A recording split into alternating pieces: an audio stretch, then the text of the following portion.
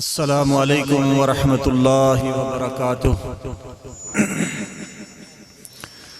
الحمد للہ وحدہ والصلاة والسلام علی من لا نبی بعدہ، اما بعد، اعوذ باللہ السمیع العلیم من الشیطان الرجیم، بسم اللہ الرحمن الرحیم۔ یا ایہا الذین آمنوا کتب علیکم الصیام کما کتب علی الذین من قبلکم لعلکم تتقون۔ وقال اللہ تبارک وتعالی شہر رمضان الذی انزل فیہ القرآن ھدی للناس وبینات من الھدی والفرقان۔ رب اشرح لی صدری ویسر لی امری واحلل عقدۃ من لسانی یفقہوا قولی۔ اللہم صلی علی محمد وعلی آل محمد کما صلیت علی ابراہیم وعلی آل ابراہیم انک حمید مجید۔ اللہم بارک علی محمد وعلی آل محمد کما بارکت علی ابراہیم وعلی آل ابراہیم انک حمید مجید۔ انتہائی واجب الاحترام سٹیج پہ تشریف فرما علاقہ سمروٹ کے معزز اور محترم قائدین کرام، میرے سامنے تشریف فرما عزت مند، غیرت مند، باشعور اور پڑھے لکھے، مقدس، رحمتوں، برکتوں، مغفرتوں سے معمور مہینہ اللہ تعالیٰ نے ایک دفعہ پھر ہماری زندگیوں کے اندر ہمیں نصیب کیا ہے۔ دعا کریں اللہ تعالیٰ اس عظیم الشان اور مقدس مہینے سے ہمیں زیادہ سے زیادہ استفادہ کرنے کی توفیق عطا فرمائے۔ یہ مہینہ انتہائی اہمیت کا حامل مہینہ ہے، اور اس مہینے کے اندر بہت ساری خاص باتیں جو اللہ تعالیٰ نے رمضان المبارک کے ساتھ جوڑی ہوئی ہیں، ان باتوں سے استفادہ کرنا، سبق حاصل کرنا یہ اہل ایمان کے لیے ضروری ہے۔ سب سے پہلی اور بنیادی بات رمضان المبارک کے مہینے کے ساتھ جڑی ہوئی جو بات ہے، اس مہینے سے اللہ رب العزت اہل ایمان سے جو تقاضا کرتا ہے وہ تقوی اور پرہیزگاری کا ہے۔ آپ اگر غور سے تمام عبادات کا مطمع نظر اور مقصد دیکھیں گے تو آپ کو ہر عبادت کے پیچھے اللہ تعالیٰ کو جو انسان سے مطلوب ہے وہ آپ کو تقوی نظر آئے گا۔ نماز کا مطمع نظر بھی یہی ہے، زکوٰۃ کا مطمع نظر بھی یہی ہے، حج کا مطمع نظر بھی یہی ہے، اور رمضان المبارک کا مطمع نظر بھی یہی ہے کہ اللہ تعالیٰ رمضان کے روزے رکھ کر ہمیں متقی اور پرہیزگار بنانا چاہتا ہے۔ یا ایھا الذین آمنوا کتب علیکم الصیام کما کتب علی الذین من قبلکم لعلکم تتقون۔ اے ایمان والو، اللہ نے تم پر روزے فرض کیے جس طرح تم سے پہلے قوموں کے اوپر اللہ نے روزوں کو فرض کیا۔ کیوں؟ لعلکم تتقون، تاکہ تم پرہیزگار بن جاؤ۔ اور جب انسان روزہ رکھ کر متقی اور پرہیزگار بن جاتا ہے تو تقوی کا جو گھر ہے، جو تقوی جہاں پہ ٹھہرتا ہے وہ انسان کا دل ہے۔ اسی لیے رسول اللہ صلی اللہ علیہ وسلم نے 3 دفعہ اپنے دل کی طرف اشارہ کرتے ہوئے فرمایا تھا، التقوی ہا ہنا، التقوی ہا ہنا۔ انسان کا جو تقوی ہے وہ اس کے دل کے اندر ہوتا ہے۔ فرما الا ان فی الجسد مضغۃ اذا صلحت صلح الجسد کلہ، خبردار ہو جاؤ لوگو، انسان کے جسم میں ایک چھوٹا سا گوشت کا ٹکڑا ہے، اگر وہ گوشت کا ٹکڑا درست ہو جائے پورے کا پورا جسم درست ہو جاتا ہے۔ وَإِذَا فَسَدَتْ فَسَدَ الْجَسَدُ كُلُّهُ أَلَا وَهِيَ الْقَلْبُ، اگر انسانی جسم کے اندر یہ چھوٹا سا گوشت کا لوتھڑا جس کو دل کہا جاتا ہے یہ فساد زدہ ہو جائے، یہ خراب ہو جائے، فسد الجسد کلہ، انسان کا سارا جسم فساد زدہ ہو جاتا ہے، بیکار ہو جاتا ہے، خراب ہو جاتا ہے۔ فرمایا یاد رکھو وہ کیا ہے؟ دل ہے۔ اللہ رب العزت 12-13 گھنٹے ہمیں بھوکا رکھ کر ہرگز ہمارا وزن کم نہیں کروانا چاہتا۔ اللہ تعالیٰ صبح سے لے کر شام تک ہمیں بھوکا اور پیاسا رکھ کر ہمیں سزا نہیں دینا چاہتا۔ اللہ رب العزت کا مقصد یہ ہے کہ اللہ کے بندے جو ہیں وہ رمضان المبارک کے اندر حلال چیزوں سے باز آ کر ان کی تربیت ہو، ان کا تزکیہ ہو، ان کی ٹریننگ ہو، تاکہ وہ سال کے 11 مہینے اللہ تعالیٰ کی حرام کے کردہ چیزوں سے بھی اسی طرح بچیں جس طرح رمضان میں اللہ تعالیٰ کی حلال کی ہوئی چیزوں سے بچتے۔ دراصل رمضان المبارک ریفریشمنٹ کورس ہے۔ رمضان المبارک کا مہینہ تزکیہ نفس کا بہترین کورس ہے، اور اس کورس کا جو مرکز ہے، اس کی جو تربیت کا مرکز ہے وہ انسان کا دل ہے۔ جو انسان اس تربیت سے فائدہ اٹھا لیتا ہے وہ انسان کامیاب ہو جاتا ہے۔ یاد رکھو، جب انسان کے دل میں تقوی اور پرہیزگاری اور خشیت اور اللہ کا خوف اور اللہ کا ڈر، اللہ رب العزت کی اطاعت، نبی کریم صلی اللہ علیہ وسلم کی فرمانبرداری انسان کے دل میں بیٹھتی ہے تو اس کا الٹیمیٹ ایفیکٹ انسان کے جسم پہ نظر آنا شروع ہو جاتا ہے۔ میری بات کی طرف توجہ ہے۔ جب انسان کے دل پر تقوی کا اثر ہوتا ہے تو اس کے اثرات، اس کا رزلٹ انسان کے جوارے پر، اس کے ظاہر پر، اس کی زبان سے نکلنے والی باتوں پر، اس کی کھلنے والی آنکھ پر، اس کے سننے والے کان پر، اس کے سوچنے اور سمجھنے والے دل پر اور دماغ پر، اس کے اٹھنے والے ہاتھوں پر، اس کے چلنے والے قدموں پر، قسم اللہ پاک کی، تقوی کا اثر روز روشن کی طرح صاف نظر آنا شروع ہو جاتا ہے۔ پھر انسان کی آنکھ اللہ کی خائن نہیں رہتی، پھر انسان کی زبان گالی گلوچ سے، فحش گوئی سے، بد کلامی سے، جھوٹ سے، غیبت سے، چغلی سے باز آ جاتی ہے۔ انسان کے ہاتھ حرام کمانے کی طرف کبھی نہیں بڑھتے، انسان کا حلق پھر کبھی حرام کا لقمہ اپنے اندر داخل نہیں کرتا اگر انسان کے جسم کے اندر تقوی اور پرہیزگاری داخل ہو جائے۔ تقوی کا اثر دل پر اور دل کا اثر پورے جسم پر، اور بالکل ایسے ہی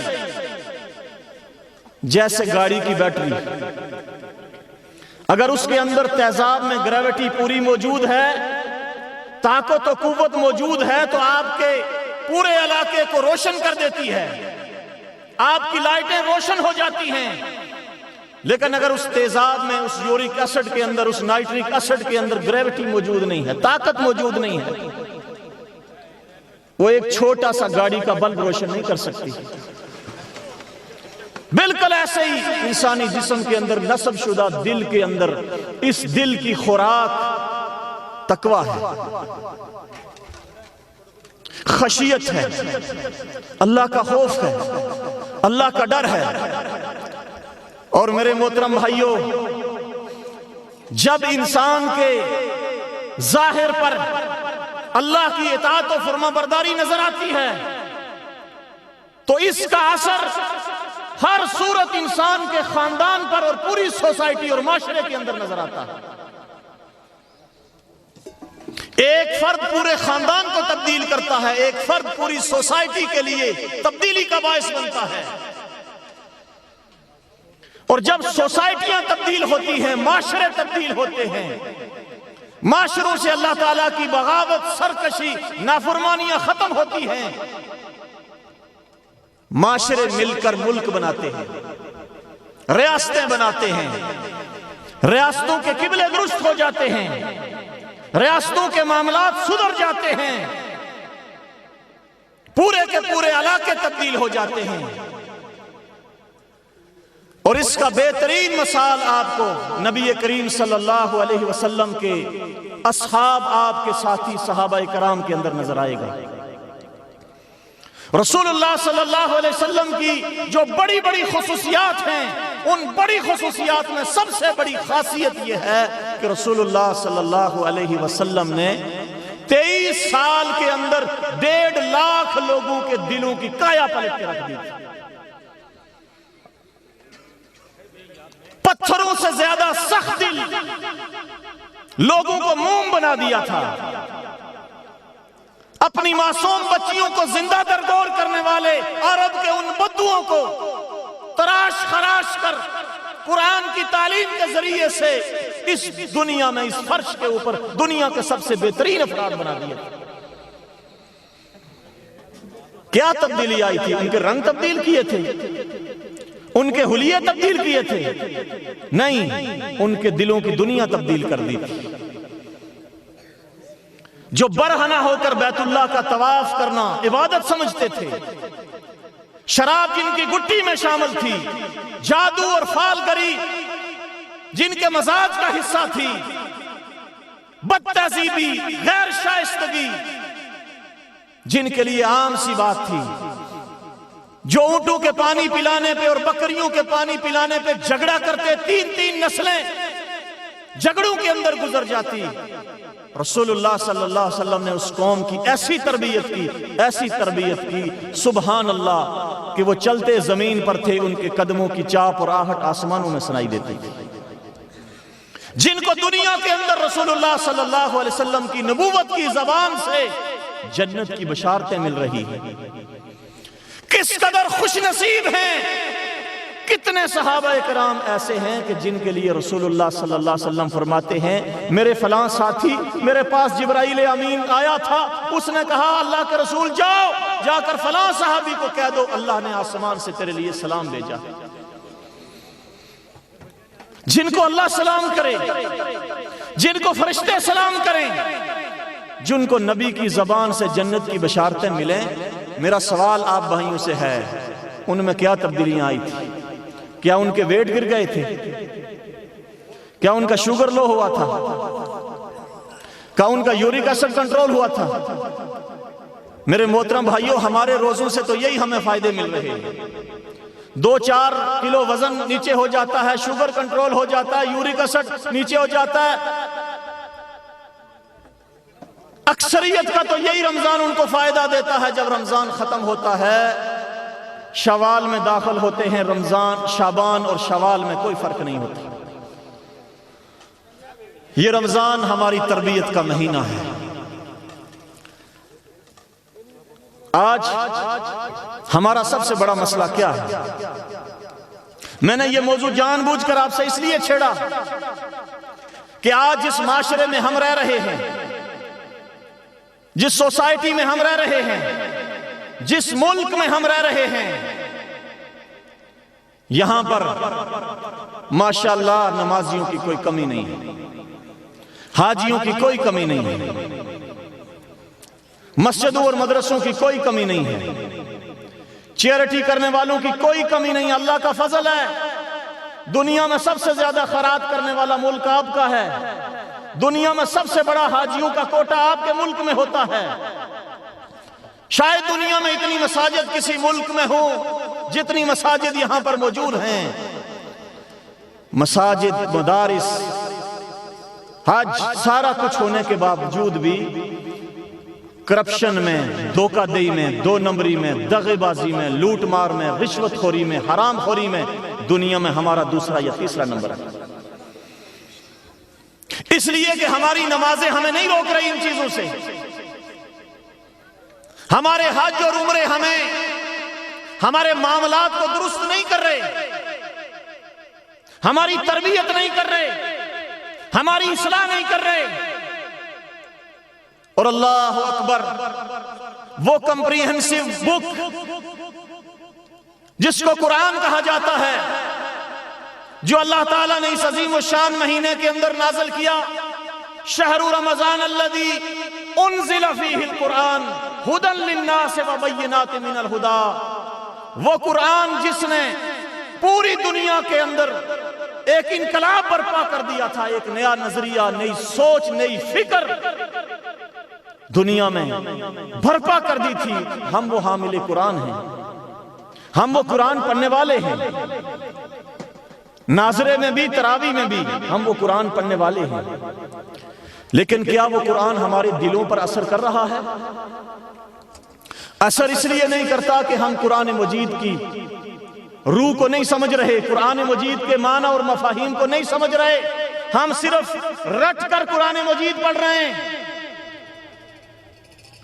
رٹ کر قرآن مجید پڑھ رہے ہیں، اس کا ایک لفظ، ایک حرف بھی ہمیں سمجھ میں نہیں آ رہا۔ یہ قرآن کس لیے آیا تھا؟ میرے محترم بھائیوں بتائیں، یہ قرآن کس لیے آیا تھا؟ یہ قرآن دنیا میں تبدیلی کے لیے آیا تھا، یہ قرآن دنیا میں توحید کو قائم کرنے کے لیے آیا تھا، غیر اللہ کی عبادت سے روکنے کے لیے آیا تھا، غیر اللہ کے نظاموں سے روکنے کے لیے آیا تھا۔ هو الذی ارسل رسولہ بالہدی ودین الحق لیظہرہ علی الدین کلہ ولو کرہ المشرکون۔ یہ قرآن پوری دنیا کے اندر اللہ رب العزت کے قانونی آفاقی نظام کو اسٹیبلش کرنے کے لیے آیا تھا، لیکن ہم نے اس قرآن مجید کو کس لیے رکھا؟ صرف ثواب کی کتاب تک محدود، جھاڑ پھونک کی کتاب تک محدود، اور پھر قرآن مجید کو مردے بخشوانے کی کتاب تک محدود، جس کو اللہ تعالیٰ نے سمندر بنا کر بھیجا اس کو ہم نے محدود کر کے کوزے میں ڈال دیا۔ ہمارے معاشرے میں، ہمارے ملک میں انصاف سے بتاؤ قرآن مجید کو کیا اہمیت دی جاتی ہے؟ کیا اہمیت دی جاتی ہے قرآن مجید کو؟ میری بات کو برا نہ ماننا، الا من رحم ربی، جن پر اللہ کا کرم ہے، رحمت ہے، ان کو چھوڑ کر قرآن مجید کی تعلیم کے لیے کس بچے کا انتخاب کیا جاتا اپنے 5 بچوں میں سے؟ اس بچے کو جو معذور ہو۔ پہلے اس کو پرائیویٹ سکول میں چھوڑیں گے، نہیں چلا، سرکاری میں بھیجیں گے، نہیں چلا، پھر لے کر جاتے ہیں مولوی صاحب بچہ پڑھ نہیں رہا، اس کو آپ اپنے مدرسے میں داخل کر لیں۔ میں سب کی بات نہیں کر رہا، ماشاءاللہ بڑے لائق، بڑے قابل لوگ موجود ہیں، لیکن میں اجتماعی مزاج کی بات کر رہا ہوں۔ ہم نے قرآن کو یہ اہمیت دی ہے، ریشمی غلاف میں لپیٹ کر رکھا ہوتا ہے، بچی کی رخصتی کے وقت اس کو نکال کر اس کے سر پہ رکھتے ہیں، یا جب کوئی فوت ہو جائے اس کے تیجے، 7ویں اور 15ویں اور 40ویں کے اندر نکال کر مدرسے کے بچوں کو بلا کر ورد کیا جاتا ہے۔ ہم نے قرآن کو محدود کر دیا، یا دم درود کے کام اس کو لایا۔ یہ قرآن مجید مردوں کے لیے نہیں تھا، یہ قرآن مجید زندوں کے لیے تھا، یہ قرآن مجید زندوں کی تبدیلی کے لیے تھا، اور یہ قرآن مجید سب سے بڑا کرائسس مینجمنٹ کا کام کرتا ہے، گری ہوئی قوموں کو اوپر اٹھاتا ہے۔ ان اللہ یرفع بہذا الکتاب اقواما، اللہ نے اسی قرآن کے ذریعے کتنی ہی قوموں کو تخت سراٹ سے اٹھا کر اوج ثریا کے اوپر منتقل کر دیا۔ وہ معزز تھے زمانے میں مسلمان ہو کر، جو معزز تھے اس قرآن کی وجہ سے اللہ تعالیٰ نے ان کو دنیا میں اوپر اٹھایا۔ اور آج ہم نے قرآن مجید کو چھوڑا۔ دنیا میں سب سے بڑے سود خور کون ہیں؟ ہم۔ سب سے بڑے سود خور پوری دنیا میں 114 روپیہ لے کر 114 روپیہ واپس کرنے والے، IMF کے ہم مقروض، ورلڈ بینک کے ہم مقروض، ایشین ترقیاتی بینک کے ہم مقروض، کامن ویلتھ کے ہم مقروض، چائنا کے ہم مقروض، دبئی کے ہم مقروض، سعودیہ کے ہم مقروض، پوری دنیا کے بینکوں کے ہم مقروض، اور کوئی قرضہ بغیر سود کے نہیں ہے۔ قرآن مجید کیا درس دیتا ہے؟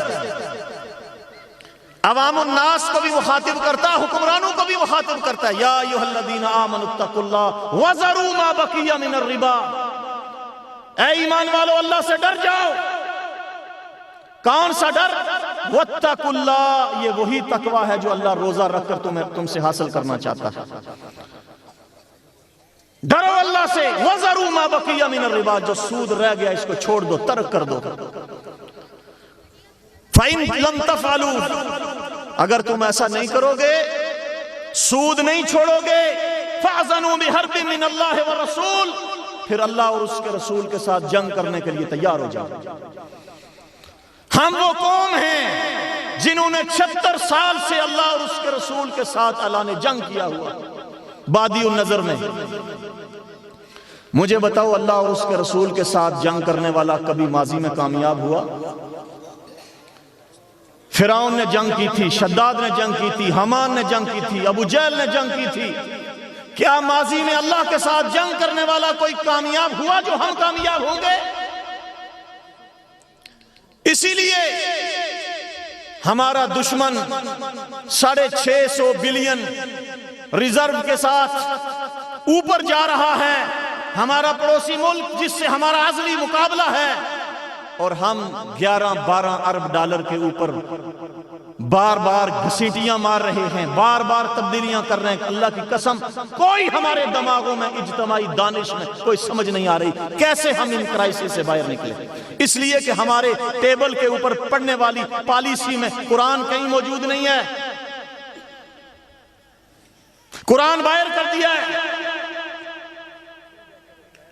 اور اگر کوئی اللہ کا بندہ اس ملک کی پارلیمنٹ میں، اسمبلی میں اٹھ کر قرآن کی آیت پڑھ لے، اللہ کے رسول صلی اللہ علیہ وسلم کا فرمان پڑھ لے، کہتے ہیں آپ مذہب کارڈ استعمال نہ کریں۔ کیا نہ کریں؟ مذہب کارڈ استعمال نہ کریں۔ اللہ کے بندو، تم نے تو بر صغیر کو مذہب کارڈ استعمال کر کے تقسیم کیا۔ تمہارے باب قائد اعظم نے تو مذہب کے نام پہ ہی بر صغیر کو تقسیم کیا۔ پاکستان کا مطلب کیا؟ لا الہ الا اللہ کا نعرہ کس نے دیا؟ اگر تم نے مذہب کارڈ نہیں کھیلنا تھا تو بر صغیر کو کیوں تقسیم کیا تھا؟ ہم نے تو نظریے کی بنیاد پہ اس ملک کو حاصل کیا۔ اسی ملک میں تم کھڑے ہو کر لا الہ الا اللہ کی بات کرنے والے کو، قرآن کی بات کرنے والے کو، رسول کی بات کرنے والے کو تم کہتے ہو یہ مذہب کارڈ ہے۔ کیا ہم سیکولرزم کے رستے پہ چلیں گے؟ کیا ہم بے دینی کے رستے پہ چلیں گے؟ الہاد کے رستے پہ چلیں گے؟ میرا جسم میری مرضی کے نعرے اس ملک میں لگائے جائیں گے؟ اور قرآن صرف حلف برداری والے دن لایا جائے گا، اس کے بعد اس کو لپیٹ کر رکھ دیا جائے گا؟ یا اسمبلی کے سیشن سے پہلے مولوی صاحب کرا کلی لگا کر آئیں گے اور آ کر قرآن مجید کی تلاوت کر کے ان کو کہیں جی نکل جائیں اب، اس کے بعد یہ سارا سسٹم شیطان کے رستے پہ چلے گا، شیطان کے طریقے پہ چلے گا۔ یہ ملک اس لیے بنا تھا جب ہم نے قرآن مجید کو سائیڈ پہ کیا۔ اللہ تعالیٰ کا قرآن میں کیا وعدہ تھا؟ وَمَنْ أَعْرَضَ عَنْ ذِكْرِي فَإِنَّ لَهُ مَعِيشَةً ضَنْكًا۔ یہاں ذکر اللہ نے کس کو کہا ہے؟ اِنَّا نَحْنُ نَزَّلْنَا ذِكْرَ وَإِنَّا لَهُ لَحَافِظُونَ۔ اللہ کہتا ہم نے اس ذکر کو اتارا، ہم ہی اس کی حفاظت کرنے والے ہیں۔ وَمَنْ أَعْرَضَ عَنْ ذِكْرِي فَإِنَّ لَهُ مَعِيشَةً ضَنْكًا، جو ہمارے ذکر کو پس پش ڈال دے گا، چھوڑ دے گا، اس سے تغافل برتے گا، اس سے اعراض برتے گا، اس کو چھوڑ دے گا، سب سے نقد اور پہلی سزا ہم اس کو قوم کو یہ دیتے ہیں، ہم اس قوم کی معیشت کو تنگ کر دیتے ہیں۔ نحشر ومن اعرض عن ذکری فإن له معیشة ضنکا، ہم ان کی معیشت کو تنگ کر دیتے ہیں، پکڑ لیتے ہیں۔ آج سب سے بڑا مسئلہ کیا ہے؟ معیشت کی تنگی، انفلیشن ریٹ، بڑھتی ہوئی غربت، افراط زر، فارن ریزرو کا موجود نہ ہونا، بجٹ خسارہ، بیرونی قرضے، سود کی قسطیں، امپورٹ اور ایکسپورٹ کا عدم توازن، معیشت کا مسئلہ ہمارا سب سے بڑا مسئلہ ہے۔ اور اللہ تعالیٰ نے قرآن مجید میں قرآن کے اوپر پالیسیاں نہ بنانے والوں کو، قرآن چھوڑنے والوں کو، قرآن سے غفلت برتنے والوں کو جو پہلی سزا اللہ تعالیٰ نے بتائی ہے وہ یہی سزا بتائی ہے کہ اللہ اس کی معیشت تنگ کر دیتا ہے۔ اور ماضی، نہ ماضی قریب میں اور نہ مستقبل قریب میں ہمیں کوئی ایسا سلسلہ نظر آ رہا ہے کہ کوئی تبدیلی والی بات ہوگی، کوئی قرآن کو اس ملک کی سرکاری پالیسی کے طور پر داخل کیا جائے گا، ایسا نظر نہیں آ رہا۔ میں اپنی بات ختم کرنے والا ہوں، صرف ایک دو چیزوں کی طرف اور توجہ دلا کر۔ عدل، انصاف، یہ دنیا کے اندر قوموں کی بقا کے لیے سب سے ضروری چیز ہوتی ہے۔ جس قوم کے اندر سے عدل و انصاف ختم ہو جائے وہ قوم زیادہ دیر ایگزسٹ نہیں کر سکتی۔ اللہ تعالیٰ نے قرآن مجید کے اندر حکم دیا ہے، اعدلوا هو اقرب للتقوی، پھر تقوی کی بات آ گئی ہے۔ عدل کرو، اس لیے کہ عدل تقوی کے قریب کرنے والی چیز ہے۔ ہمارا عدل و انصاف کا نظام 139 نمبر پر، دنیا میں 139ویں نمبر پہ ہم انصاف کرنے والوں میں شامل ہیں۔ حالانکہ ہونا یہ چاہیے تھا کہ ہم مسلمان تھے، قرآن پڑھنے والے تھے، ہمارا عدل و انصاف کا نظام دنیا میں پہلے نمبر پہ ہوتا، سستا اور فوری انصاف لوگوں کی دہلیز پر۔ لیکن پوری دنیا ہمارے نظام انصاف پر ہنستی ہے۔ جو آدمی مرے ہوئے 40 سال ہو چکے ہیں اس کو ہماری عدالتیں بری کر رہی ہیں، اس کو کیا کر رہی ہیں؟ اور جس کو مرے ہوئے 35-40 سال ہو گئے ہیں اس کے بارے میں کہتے نہیں، اس کو وہاں اس وقت غلط سزا دی گئی تھی۔ یہ جنازہ نکلا ہوا ہے انصاف کے نظام کا۔ اس ملک میں جس کی لاٹھی اس کی بھینس ہے، جو طاقتور ہے اس کے لیے کوئی قانون نہیں، اور جو غریب ہے اس کے لیے قانون موجود ہے۔ یہ قرآن مجید عدل کی کتاب ہے، یہ انصاف کی کتاب ہے۔ اللہ تعالیٰ نے اس کتاب کو اس لیے اتارا تاکہ بین الناس بالعدل، لوگوں کے درمیان انصاف سے فیصلہ کیا جائے۔ اس قرآن کو ہم نے انصاف کی کتاب سمجھنا چھوڑ دیا۔ اور میرے محترم بھائیوں، آخری بات، یہ قرآن مجید 8.5 پارے اس قرآن مجید کے کس بات پر زور دے رہے ہیں؟ محمد الرسول اللہ والذین معاہ اشداء علی الکفار رحماء بینہم۔ محمد صلی اللہ علیہ وسلم اور جو ان کے ساتھی ہیں ان کا رویہ یہ ہے، اشداء علی الکفار، کافروں کے لیے سخت ہیں، رحماء بینہم، آپس میں نرم ہیں۔ اور اقبال نے اسی کو اشعار میں کیا کہا تھا؟ کیا کہا تھا؟ ہو حلقائے یاراں تو بریشم کی طرح نرم، رزم حق و باطل ہو تو فولاد ہے مومن۔ آج پوری دنیا کے مسلمان اللہ تعالیٰ کے اس قاعدے، قانون اور اصول کے الٹ چل رہے ہیں۔ اللہ نے آپس میں ہمیں نرم بنایا تھا، ہم آپس میں گرم ہیں۔ کہیں سیاسی پارٹیوں کے جھگڑے، کہیں لسانیت کے جھگڑے، کہیں علاقائیت کے جھگڑے، کہیں قومیت کے جھگڑے، کہیں مسلکوں کی بنیاد پہ جھگڑے، کہیں فرقوں کی بنیاد پہ جھگڑے، مسلمان آپس میں باہم دست و گریباں ہیں۔ پوری دنیا کے اندر یہ قوم پرستی، یہ نسل پرستی، یہ علاقہ پرستی، یہ فرقہ پرستی، یہ مسلک پرستی، پوری دنیا میں مسلمان بٹے ہوئے ہیں۔ اور جن اللہ کے دشمنوں کے خلاف ہمیں سخت ہونا چاہیے تھا، آج ان کے لیے ہم نرم ہو چکے ہیں۔ آج ان کے لیے کیا ہو چکے ہیں؟ نرم ہو چکے ہیں۔ اور جس کا نتیجہ یہ نکلا کہ 1 ارب 80 کروڑ مسلمانوں کو، 1 ارب 80 کروڑ مسلمانوں کو 80-90 لاکھ 1 کروڑ آبادی رکھنے والا ملک اسرائیل گزشتہ 4-5 مہینے کے فلسطینی بچوں کو، جوانوں کو، بوڑھوں کو، مردوں کو، عورتوں کو بے دردی کے ساتھ قتل کر رہا ہے۔ سینکڑوں مسجدیں شہید ہو چکی ہیں، سینکڑوں ہسپتال مٹی کا ڈھیر بن چکے ہیں، پورا غزہ کھنڈرات کا ڈھیر بن چکا ہے، اور 1.5 ارب پانے 2 ارب مسلمان ٹس سے مس نہیں ہو رہے۔ کوئی اٹھنے کے لیے تیار نہیں ہے، کوئی ولولہ، کوئی جذبہ، کوئی جرت، کوئی دلیری ہمیں نظر نہیں آ رہی۔ آپ کو اگر کہیں نظر آ رہی ہو تو مجھے بتائیں۔ جس ملک کے پاس 1,69,000 ٹوٹل فوج ہے، اور مسلمانوں کی فوج کتنی ہے؟ 80 لاکھ 80 لاکھ فوج اس وقت مسلمانوں کے پاس ہے۔ 70% دنیا کا تیل مسلمانوں کے پاس، گیس مسلمانوں کے پاس، 60 اسلامی ممالک، سینوں پہ تغمے سجائے ہوئے بڑی بڑی چوڑی چھاتیوں والے جرنیل، F-35 F-16 F-17 تھنڈر، شہاب، غوری، حطف،